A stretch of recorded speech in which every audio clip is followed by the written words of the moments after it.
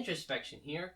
Today I want to ask you something. Have you guys ever seen that meme where there's one side and that person is doing something super smart and it says me with my friend's problems, and the other side where somebody's doing something really dumb and it says me with my problems? Well, even though it's a meme, I think that's a really good example of what happens to a lot of us. Maybe not to that drastic of an extent, but for a lot of people, to include myself, not only do I think it can give us some insight into how we solve problems, but on top of that, it can actually show us we're a lot better at solving these kinds of problems than we may initially think. Now, one thing I want to say, none of this is necessarily psychologically or scientifically proven. This is all just my own observations and philosophy. That being said, I think after you hear my explanation, I might just still hold a little bit of merit. Now let me ask you this. When you're trying to figure out your own problems, what do you ask yourself? It's probably something along the lines of, what do I do or how do I fix this? Which, depending on the situation and the kind of mind you have, can be the right question to ask. But again, depending on the situation and the mind you have, in a lot of cases, it can be the very wrong question to ask. And in those situations, the better question to ask is, if somebody else had this problem, what advice would I give to them? Now that seems like a very minute change that almost seems meaningless, but just hear me out on this. The first thing I've noticed is that when we're trying to solve our own problems, we tend to be under a fair bit of pressure, understandably so. This, in some cases, tends to impede our ability to think and problem solve. Perhaps you're trying to come up with an idea for a mural and you're under a lot of pressure to do so, and because of that, you're having writer's block, or in this case, artist block. As opposed to if somebody else asked you for ideas for their mural, you wouldn't be under that kind of pressure, in which case you'd have a much easier time coming up with new ideas.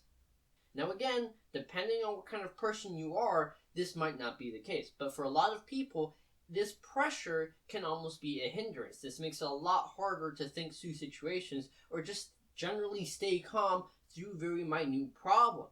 But when somebody comes up to them and asks them for their advice on a similar problem, on account of the fact that they don't have that same pressure weighing them down, they're able to think more clearly and give better advice than if they were trying to help themselves with that same problem. The other thing I've noticed is that when it's somebody you care about or you really want the outcome for this problem to go better, for whatever reason, it seems that for a lot of people, determination and focus seems to win over any pressure they may feel, in which case, they are also able to give better advice, and because of that, you might even want to go so far as to alter the question to, if so-and-so, somebody I really care about, needed help with this kind of problem, what advice would I give them? Now, the other thing that I have noticed, and the other thing that I think is probably even more prominent than my previous point, is the fact that we tend to not give ourselves the advice that's best, not because we're unable to, but because it's kind of hard to hear in a lot of cases. Allow me to present you as a scenario to help illustrate my point. Imagine that you're in school, you're doing really well in all of your classes except for one, and you need to figure out what to do about it. Now, what you need to do could be that you need to go up to your teacher and ask him or her for some extra help. But perhaps because you're not great at talking to anybody who isn't a close friend, that's not necessarily something that your mind will immediately give you, subconscious or otherwise.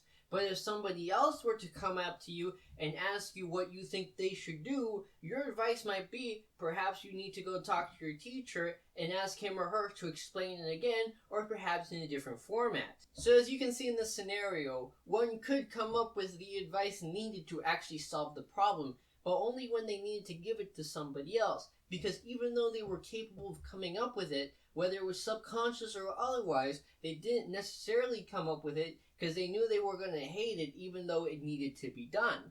And this can be applied to a lot of other scenarios, such as learning how to deal with self-esteem issues or preparing for the future. These are all scenarios where this kind of thinking can come in handy.